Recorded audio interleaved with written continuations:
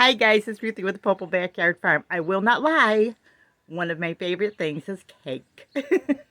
And this is my favorite cookbook for cakes. The Cake Doctor Cake Book, and it's by Anne Byron, I believe. Well, what she does in this book is she takes regular cake mixes and she shows you how to make them taste better. There's so many great recipes in here. It's a huge, thick book, too. I'll see if I can hold it up for you. See that?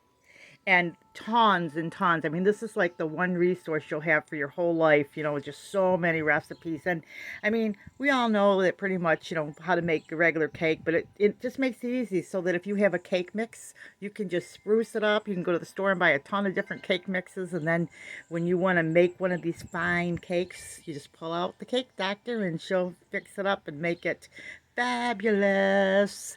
And this is the deluxe edition. So if you have not used this book or seen this book, I'm not sure if you can get it in the stores anymore. You might have to get it on eBay, but this is one of my favorite cookbooks for cake. And I just wanted to show this to you guys in case you are a cake lover and want to spruce up your game a little bit. Okay, remember, big or small, you too can be a backyard farm. God bless.